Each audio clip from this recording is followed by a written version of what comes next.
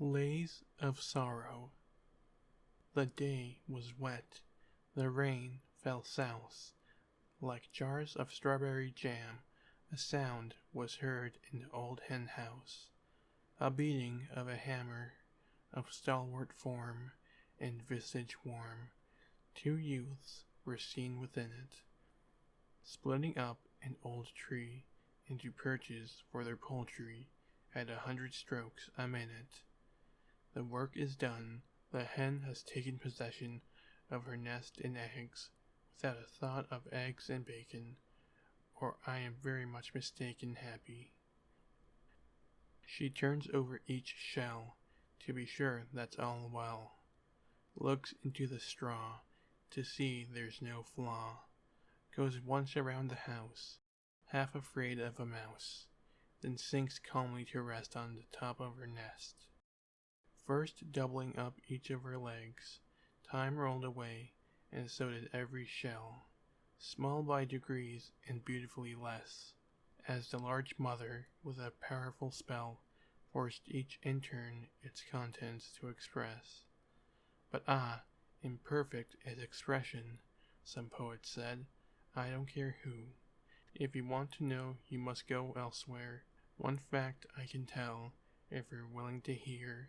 He never attended a parliament session, for I'm certain that if he had ever been there, full quickly would he have changed his ideas. With the hissings, the hootings, the groans, and the cheers, and as to his name it's pretty clear that it wasn't me, and it wasn't you. And so it fell upon a day, that is, it never rose again. A chick was found upon the hay, its little life had ebbed away, no longer frolicsome and gay, no longer could it run or play. And must we, chicken, must we part? Its master cried with bursting heart, and voice of agony and pain. So one, whose ticket's marked return, when to the lonely roadside station he flies in fear and perturbation, thinks of his home, the hissing urn, then runs with flying hat and hair, and entering, finds to his despair he's missed the very last train. Too long it were to tell of each conjecture of chicken suicide and poultry victim, the deadly frown, the stern and dreary lecture, the timid guess, perhaps some needle pricked him, the din of voice, the words both loud and many, the sob, the tear, the sigh that no one could smother, till all agreed, a shilling to a penny, it killed itself, and we acquit the mother. Scarce was the verdict spoken, when that still calm was broken. A childish form hath burst into the throng, with tears and looks of sadness, that bring no news of gladness. But tell too, surely something hath gone wrong. The sight I have come upon, the stoutest heart would sicken. That nasty hen has gone and killed another chicken.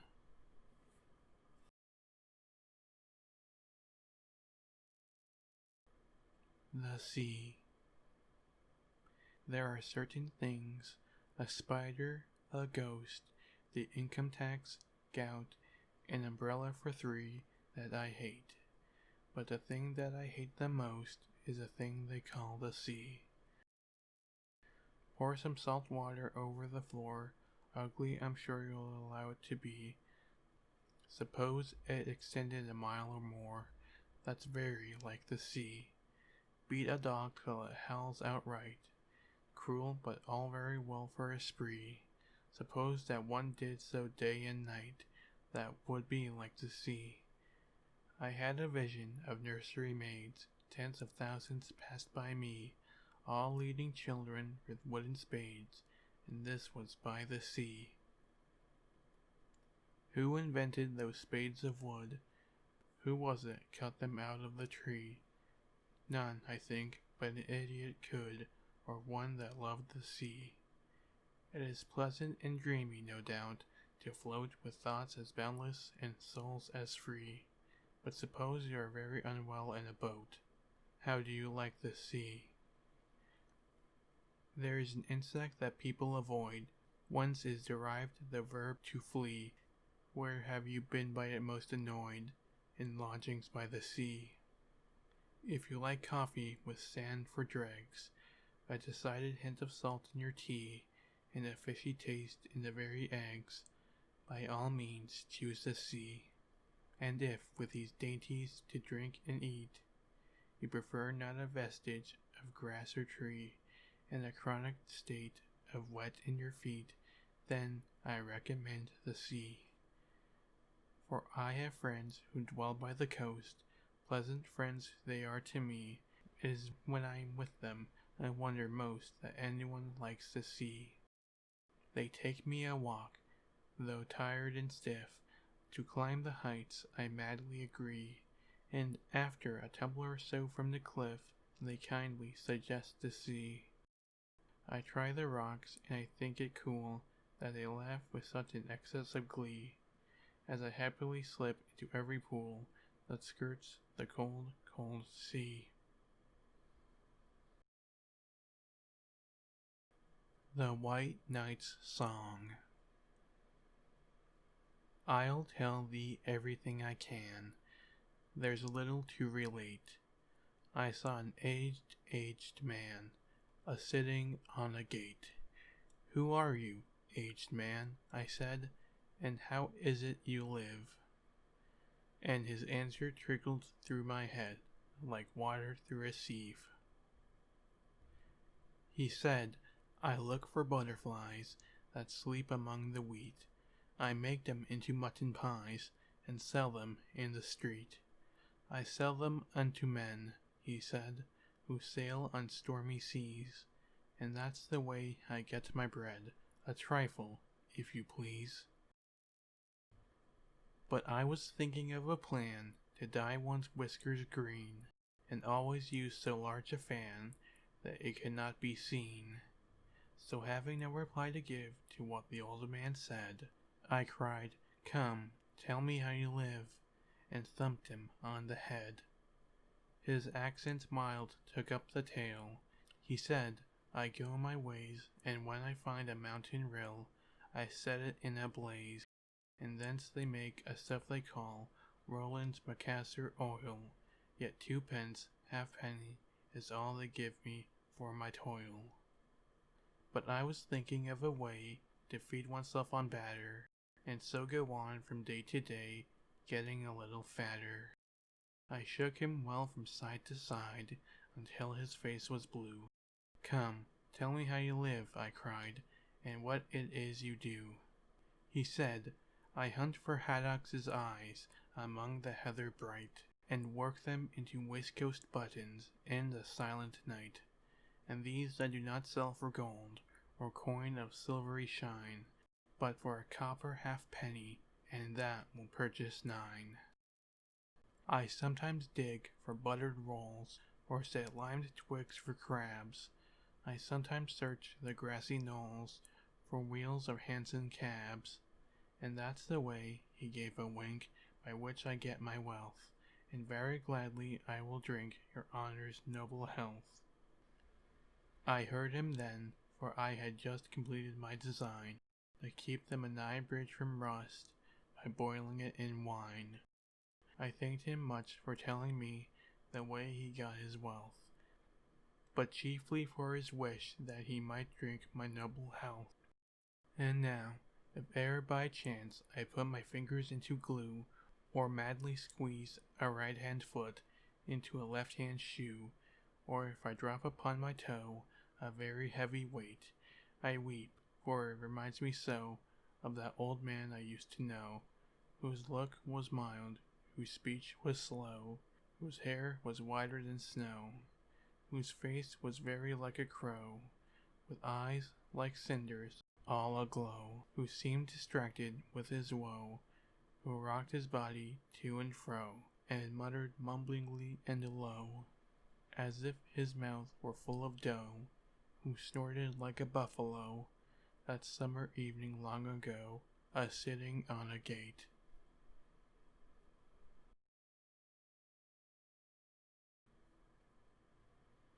The Walrus and the Carpenter. The sun was shining on the sea. shining with all his might. He did his very best to make the billows smooth and bright, and this was odd, because it was the middle of the night. The moon was shining sulkily, because she thought the sun had got no business to be there after the day was done. "It's very rude of him," she said, "to come and spoil the fun." The sea was wet as wet could be, the sands were dry as dry. You could not see a cloud because no cloud was in the sky. No birds were flying overhead. There were no birds to fly.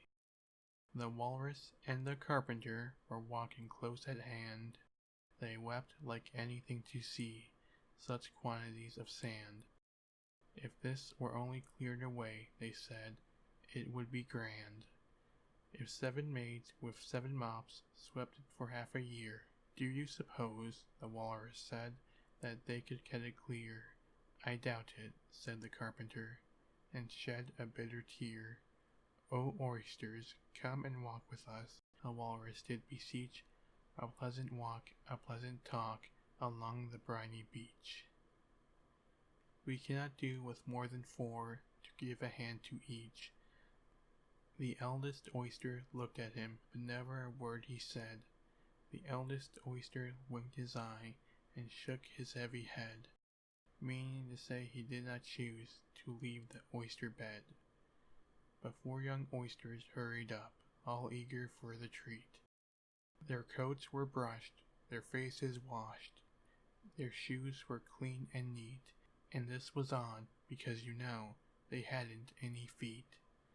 4 other oysters followed them, and yet another 4, and thick and fast they came at last, and more, and more, and more, all hopping through the frothy waves, and scrambling to the shore.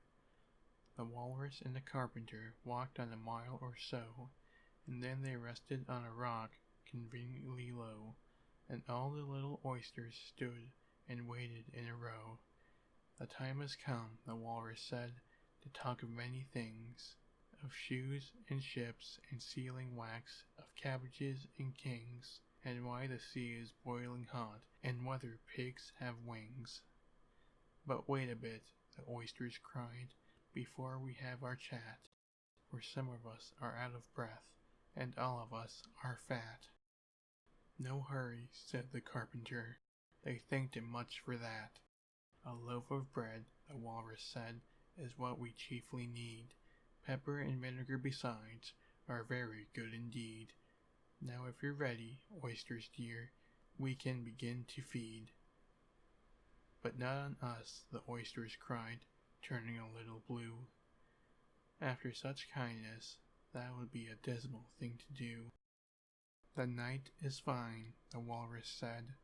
"Do you admire the view? It was so kind of you to come, and you are very nice." The Carpenter said nothing but, "Cut us another slice. I wish you were not quite so deaf. I've had to ask you twice." "It seems a shame," the Walrus said, "to play them such a trick, after we've brought them out so far, and made them trot so quick." The Carpenter said nothing but, "The butter spread too thick." "I weep for you," the Walrus said. "I deeply sympathize." With sobs and tears he sorted out those of the largest size, holding his pocket handkerchief before his streaming eyes. "O oysters," said the Carpenter, "you've had a pleasant run. Shall we be trotting home again?" But answer came there none, and this was scarcely odd, because they'd eaten every one.